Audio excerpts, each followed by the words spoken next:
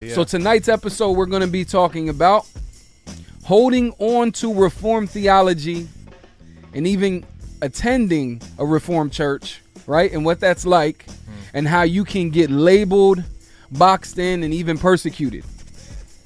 I believe that at times it makes us seem like the black sheep in God's flock. Sometimes we can feel like the black sheep in God's flock, right? This is a long overdue topic for me personally, and I think it is one that's dear to me just through experience, and even hearing the stories of others that have gone through similar situations. And I think we're going to cover this later also, but this is not a woe is me episode, but this is a real one that I think it's going to touch on a real issue that many of us have experienced going into Reformed theology, and I think it's going to be an encouragement. Question for the audience and for Los. Yeah. What was your first encounter with Reformed theology like? Right. Good question. So, my first encounter actually was through John Piper, Desiring God. That was my first encounter, and I was drawn to, the preaching, the God glorifyingness of John Piper's preaching. Okay. Now I know it's called Expository Exaltation. Right. Dope book. And Piper really drew me in, man. I didn't know at first what exactly Reformed theology was. I think I heard the term Calvinism before I heard Reformed theology. Okay. And then that, of course, drew me into the 5 points of Calvinism. Gotcha. And I think that's when I really started digging in, and I started seeing the passages as I went through every point. And it wasn't something I dove into right away. You know what I'm saying? Why didn't you dig right into it, though? Why didn't I dig into it? Yeah. What do you mean, like prior to knowing it? Yeah. Or? Yeah, because you said it wasn't something you dug into right because away. in the circles where I ran, I think it's because theology wasn't something that we did. Okay. Exegesis or reading things in context. You know what I'm saying? Hermeneutics. Those things weren't done. We read our Bibles, but we read them lightly, and we read them very mystically speaking. You know what I'm saying? Right. There wasn't this emphasis on a deep study, even though we did say we did study.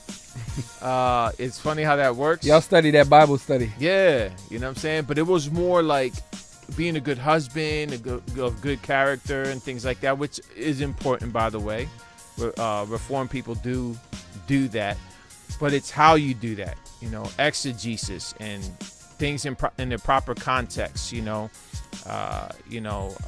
Biblical theology and systematic theology. All those ologies are super important, man. Yeah. And when I started digging into how I was reading my Bible, and then clashing into the doctrines of grace, then those two things helped me to really become reformed. Okay. Wow.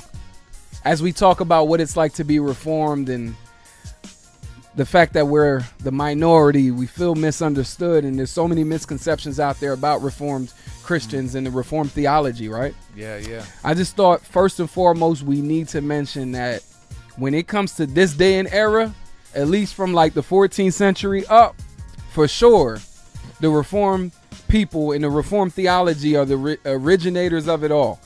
And what I mean by that is, and this is I guess you could say like just one of those reflective type questions is, where would Pentecostals and others be without the work of the Reformed? Yeah. Where would all of those denominations be? Like, we're the originators of it. What I mean by that is that we're the Reformed theology and Reformed people were the first ones really to translate the Bible for the layman. All right. All these denominations popped up from it because at that point it was Roman Catholicism as the main one, and everybody was caught up in that. And then these broken up factions came from that, and the fact that they were able to worship God in the way that they were straight from the Bible, and they didn't have to listen to the Pope or the priest telling them what to do. Right. We not only translated the Bible for the layman, and not only denominations came from Reformed theology, but the hymns. Right, and can I clarify something for people too? Yeah. Well, historically speaking, when we talk about Reformed theology back in Luther's day, and even even before him, there were people crying out for reform. Absolutely. We are speaking of the need to break off, or no, they were speaking of reforming the corruption found in the Roman Catholic Church. Yeah. You know what I'm saying? So this need to reform turned into being Protestant. Right. Because the church refused to reform. Mm-hmm. Or at least the visible church, the Roman Catholic Church. And so the break-off happened because of the refusal to reform. Then the Protestant movement happened. And so when you're saying reformed, it's coming off of the reaction to the refusal to reform. Right. To biblical theology. Yeah. Because we were finding that there was corruption in the church. There was practices happening like indulgences and things like that was happening, and people were getting fed up with it. And Luther he embodied that whole movement, and it really thrusted from there. Mm-hmm. So there was other reformations happening. There were French Reformation, which was the bloodiest one. Oh, yeah. You know what I'm saying? That wasn't pretty. But God just started really moving within people, and really the consensus back then was the sovereignty of God, man's free will in its proper place, under the sovereignty of God, going back to the scriptures, so I just wanted to clear that up for people so that they know. Yeah, I'm one of those type of guy that likes to make broad statements, so I'm glad you clarified that for them. That's good. That's good. Because I know how people think that, what he's saying, Luther was a 5-point Calvinist. We know he wasn't. Of course not. That. Calvin might not have been a Calvinist. Those came after Calvin. I know, right? Yeah, so you know what I mean? People think that Calvin actually did those 5 points, but they were reactions to the 5 points of Arminianism. Yeah. I'm sorry, man. So go ahead, continue.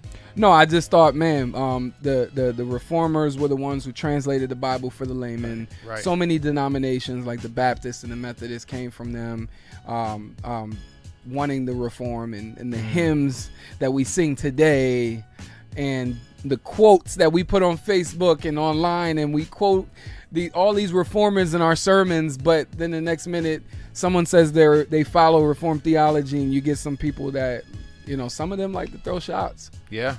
And obviously this isn't specific to anybody, but this topic came up because of something that was happening on Facebook in our own town. We live in Lancaster, PA, and Reformed theology is not in the majority here. It's definitely in the minority. Yeah. There's only 2 Reformed churches in Lancaster City where we're at. We're one of the 2 Reformed teaching churches in Lancaster City. All the rest are everything else that you want to throw in there, but right. Yeah.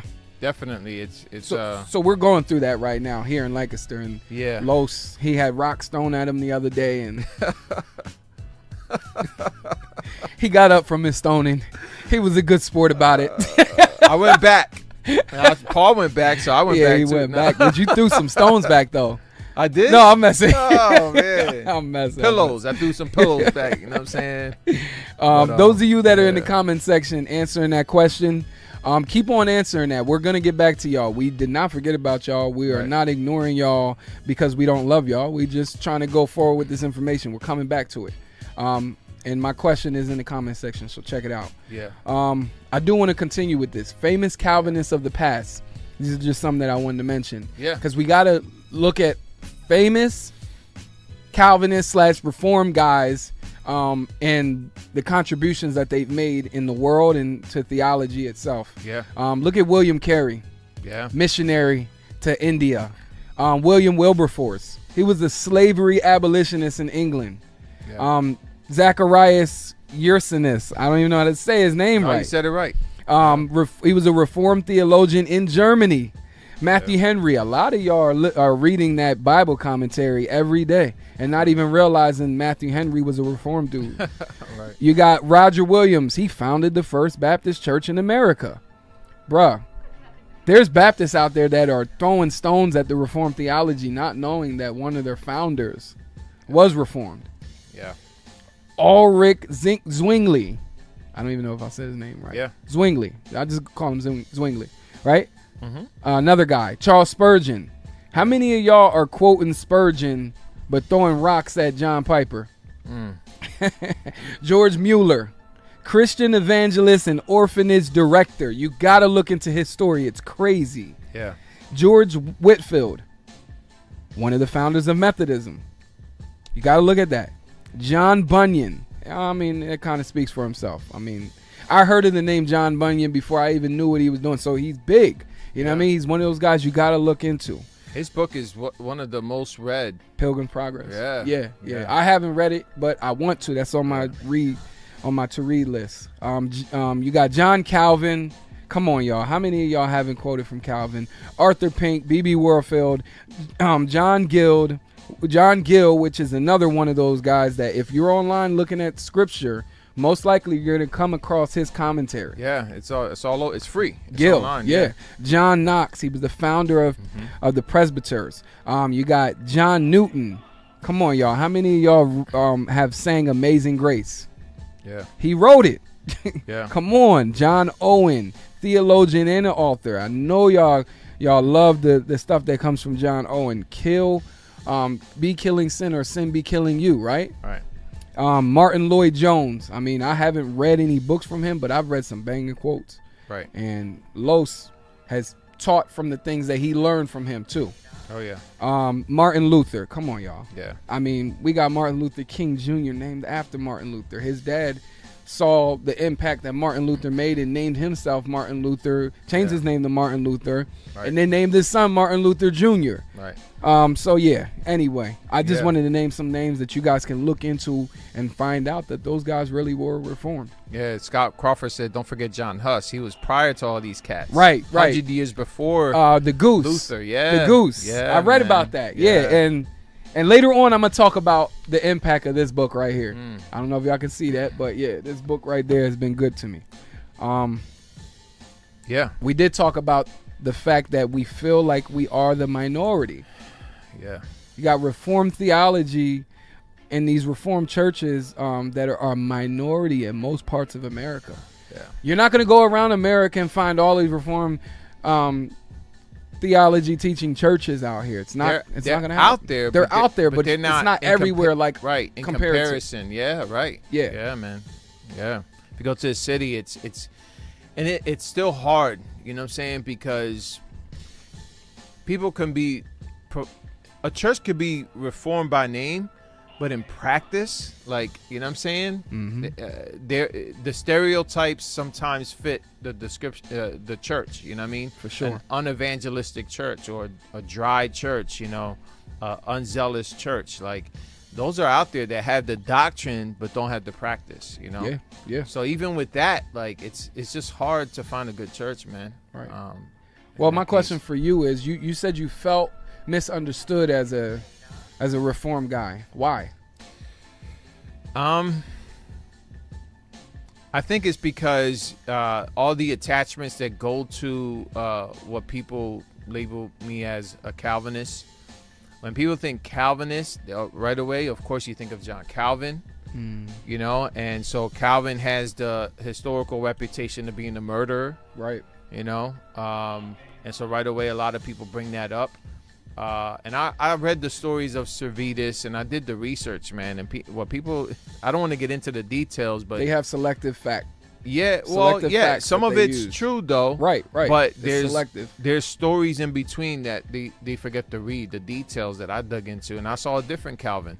It's similar to just grouping everything under all the Crusades. Like, people don't look at them individually, the Crusades, what was happening and why, what was the reaction, and Yeah. You can't just group everything together. Look at it all in context. Right. Look at everything. Yeah, and so the misunderstanding, I think, comes from the attachments that people already have when I say I'm Reformed. Right. You know, and to be honest, I think it's because Reformed people tend to be very open about their opinions on things in Scripture. We don't believe that women could be pastors, for instance, you know what I'm saying, and in those positions. Some do. Yeah, well, no. I don't know of anybody who's of Reformed faith that does. Deacons, Okay. but I don't know about, but all that to say, I think that people tend to feel a sense of like friction. Right. Because right away, if somebody says, hey, I believe I can lose my salvation, I'm going to be like, hold up. Let's chop that up. Let's get into it. Or they'll believe, that man's free will can usurp God's sovereignty. Oh, we need to chop that up. Hold up, though. So a lot of people, because of that, they think that I'm very combative. Right. You know what I'm saying? So I think that is the number one stereotype, that we're a combative group of people within the church. Right. Let's see. I'm going back. Scott said, my first encounter was Sproul, chosen by God. I hated it. That was until I went to Romans and it all made sense. It clicked instantly. Nice. What's going on, y'all that are watching? Go ahead and hit the like button. Keep on commenting. Keep on sharing the video. We're going to hit this comment section. EC said, I think Dr. James White was the first Reformed teacher I listened to. I noticed that was the fire behind his debating skills. Yeah, we're going to talk about James White a little bit later. Because, yeah, we're going to talk about that, man. He catches a lot of slack, but I'm so thankful for the brother. I'm so thankful for him. Yeah. EC also says, what was it like for me when he first came across Reformed theology? Immediate cage stage. And you know what's funny? I remember, because I was friends with EC on Facebook, and so I remember seeing that transformation. And I was like, yo, something's different with this dude. From the stuff that he's posting, yeah, he was definitely like, and I'm saying it like I wasn't K-Stage. I was K-Stage too, but we all. Yeah, you know what I mean? Sure, we're going to talk about that next, actually. Yeah. Cody said, I was actually trying to disprove Reformed theology. So I read Chosen But Free by Norman Geisler. After reading that book, something didn't sit right. So I picked up... He's right about that. Right. Yeah. So I picked up R.C. Sproul's The Holiness of God, then Reformed Theology, then found John Piper's books and sermons, and it was on. I had to honestly investigate the matter without trying to prove or disprove. I found out that Reformed teachers taught the Bible, taught the Bible simple, plain and simple. Amen. Right. Yeah, Norman Geisler's book, I had that same reaction, man. He mislabeled Reformed theology. He just mischaracterized it. It was bad. I was just like, yo, I need to stay away from this, because I wasn't even fully reformed yet, I believe, when it came out. Yeah. I was in the process, but I was just like, this ain't right. Yeah. He's mischaracterizing it. And I was just like, I chucked the book, and I was just like, I'm done with that. Yeah. Matthew says, I grew up PCA and was introduced to the shorter catechism at a young age. Wow. Scott said, Robert Godfrey has a great book on that. Marcus says, mind-blowing. To be chosen by God is humbling. Right. Scott said, it caused a crisis of faith for me when I was in college. I saw what the text taught but didn't want to believe it. Man, all of this from running into Reformed theology for the first time. Lindsay said, what's the book called? The Unquenchable Flame, Discovering the Heart of the Reformation by Michael Reeves. We'll be talking about this book a little bit later, but this book definitely helped me out. And I'll put that in the comment section for you as soon as I get a chance.